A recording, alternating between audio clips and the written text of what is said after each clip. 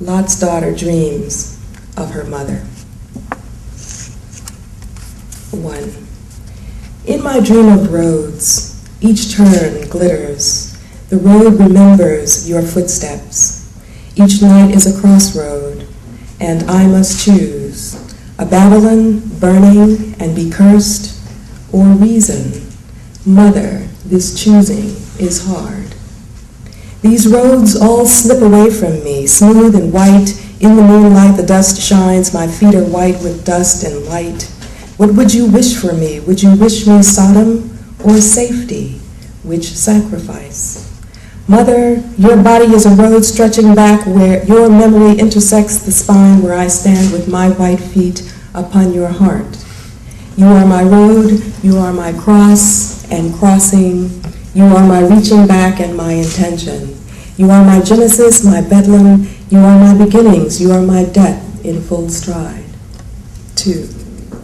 What if I came upon you in the road, sealed in a gray ash of your indecision, abandoned by angels, death caught in full stride, like walking liberty? Your torch is what you left behind. The crime of knowing your place, the places you knew, secret couplings, birthing blankets, a baby's sloppy open smile, first pains of blood, sex, betrayals, broken feathers, knowing what is human.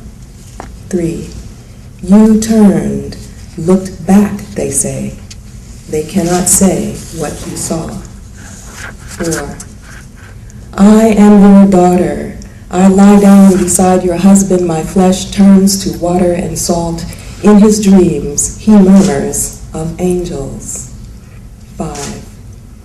You and I are women, not angels, and practical. In darkness, I throw out my hands, wait for the dark to open. In darkness, I kiss your fathomless face, taste your thirsty tears. In my dream, your shining footprints shame me. So tell me, what glimpse of future turned you back? I am your silence, your cross, your road. Is this sleep? 6. Mother, oh, mother, I am turning. My road is feathers.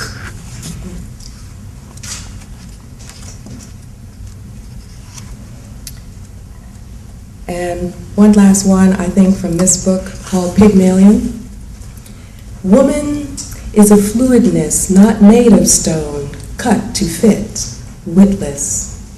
Man, a sculpture of dreams, carved by his own hand in his own image.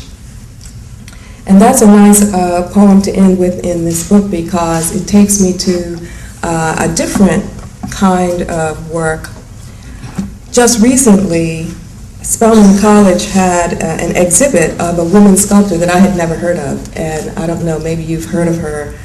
Her name is Elizabeth Prophet, and she has an interesting story. In the 1920s, when she was coming into her own, she left the U.S. to go to Paris because she didn't feel as though she had an opportunity to really be a sculptor, be a woman artist at that time. And so she kept a diary, and I tried to give her a voice for us as we are artists in our contemporary space. It seems to me that, first of all, artists still have a struggle. I just learned that we're losing funding if the new Bush plan goes through. So we have some concerns here. But I think some special challenges if we're artists and women. So I'd like to read a little bit of this. This is a series of poems. And I opened this poem with 2 excerpts, one by Lucille Clifton from her poem, It Was a Dream. It was a dream in which my greater self rose up before me, accusing me of my life.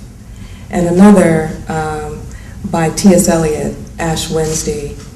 And God said, prophesy to the wind only, for only the wind will listen. Prophet's name, she spells like the prophet with a PH, but her father, who was a Native American, spelled his name with an F, P-R-O-F-I-T-T.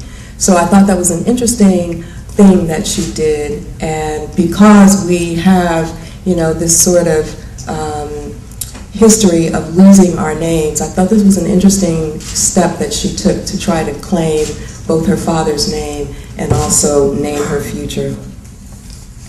Elizabeth Prophet imagines herself, I'm just going to skip around and read some sections of this, but at times I'll be reading from her journal, and then at times I'll be making up this voice of Elizabeth Prophet. Elizabeth Prophet imagines herself. A woman thinks herself prophet. Why not? Who else would do it? Would think of who she is, the kind she is, the kind to presume, mock Adam and his God, remake the thing called self, rename it. She is her father's daughter, a man with earth in his soul, no hand for money. She is her father's daughter, folks say, fierce as a rock resists the river. 3. She must have thought to baffle providence, make a counter magic, spell out the meanings etched in her father's face.